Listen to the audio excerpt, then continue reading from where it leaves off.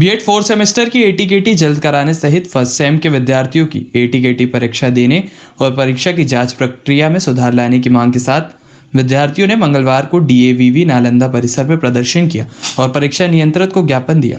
छात्र नेता और मध्य प्रदेश युवा कांग्रेस के उपाध्यक्ष जावेद खान की मौजूदगी में सैकड़ों की संख्या में विद्यार्थी देवी अहिल्या विश्वविद्यालय परिसर, जहां उन्होंने अपनी मांगों को लेकर नारेबाजी की। विद्यार्थियों ने इस दौरान डीएवी के संबंधित अधिकारियों पर कई गंभीर आरोप लगाए।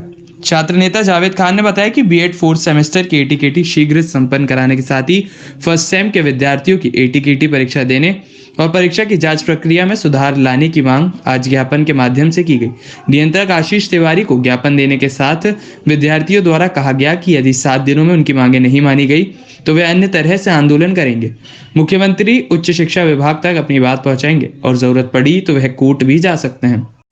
ये आज आप विद्यार्थी यहाँ पर बैठे हैं, किस मुद्दे को लेकर बैठे हैं और क्या ज्ञापन दे रहे हैं? देखिए, देवी अहिल्या विश्वविद्यालय में हम लोगों ने 12-15 दिन पहले आंदोलन किया था और हमने मांग की थी कि रिवेल और इसका जो सैंपलिंग है वो ठीक से हो, क्योंकि चेकिंग प्रक्रिया में बहुत ज्यादा गड़बड़ी थी। फोर्थ सेम का रिजल्ट आया था, उसमें बहुत ज्यादा गड़बड़ियां निकल कर आ रही थी सामने। आज बात जब हमने परीक्षा नियंत्रक जी से बात की तो सर्वप्रथम हमने उनसे यही पूछा कि आपने इसमें क्या पाया, तो उन्होंने एक्सेप्ट तो किया कि हाँ, कम से कम 10 बच्चों के रिजल्ट में अंतर आया है, लेकिन वो कहीं ना कहीं विश्वविद्यालय की तरफदारी करते हुए ये कह रहे थे कि चेकिंग प्रक्रिया में कोई गड़बड़ी नहीं है। अब आते हैं मूल बात पर। हम लोग जो मूल बात यहाँ रख रहे थे वो मूल बात ये है कि देवी अहिल्या विश्वविद्यालय में फोर्थ सेमेस्टर की जो एटीकेटी की परीक्षा है वो 6 महीने बाद होती है। हम ये मांग कर रहे हैं कि एक और तो आप 3 साल में डिग्री कंप्लीट करने की बात करते हैं और दूसरी ओर आप 6 महीने बाद अगर एग्जाम ले रहे हैं तो वर्ग 1, 2, 3 में जो बच्चे चयनित हुए हैं उन बच्चों को कैसे उसमें सफलता हासिल होगी।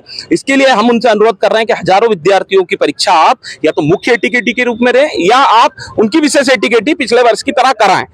दूसरी मांग हमारी ये है कि जो फर्स्ट सेम में विद्यार्थी फेल हुए हैं उनकी ये पूरी परीक्षा कराने की मांग कर रहे हैं। तो हम ये कह रहे हैं कि आप पूरे पेपर नहीं देंगे, हमारे बच्चे हमारे जो पास हो चुके हैं जिन पेपरों में उन पेपरों को नहीं देंगे, सिर्फ वो एक पेपर में एटीकेटी पाए तो उसकी परीक्षा वो एक पेपर के रूप में देंगे।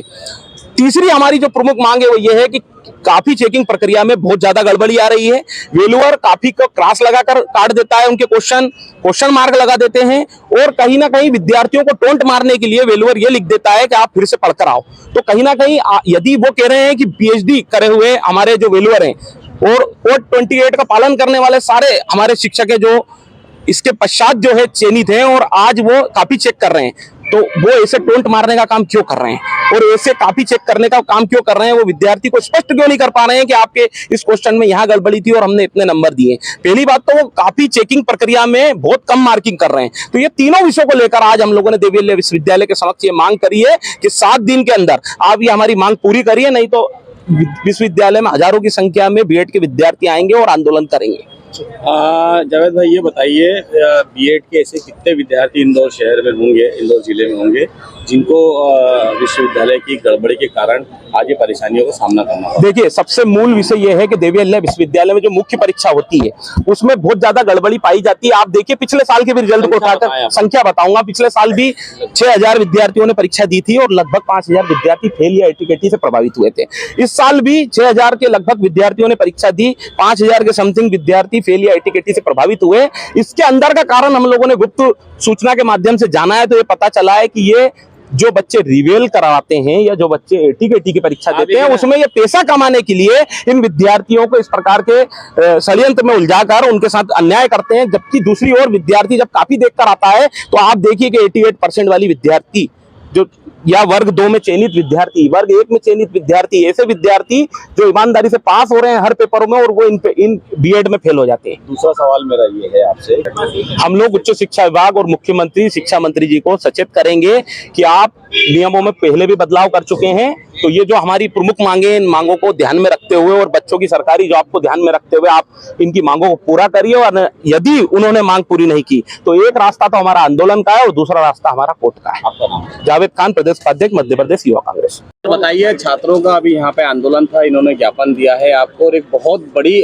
विश्वविद्यालय की चूक इन्होंने बताई है कि जो कॉपियां बच्चों की जांची जाती है, उनका कहना यह है कि उसमें कॉपियां जांचने में बहुत गड़बड़ी होती है। तो क्या अयोग्य शिक्षकों से आप कॉपियां जचवाते हैं हैं, क्या रीजन है कि बाद में रिजल्ट को पलटना पड़ता है? अभी जो छात्र छात्रा ने जो बीएड के थे उनका जावेद खान जी के नेतृत्व में एक जो प्रदर्शन करा है उन्होंने, तो उसमें 3 बातें मुख्यतः उन्होंने रखी हैं।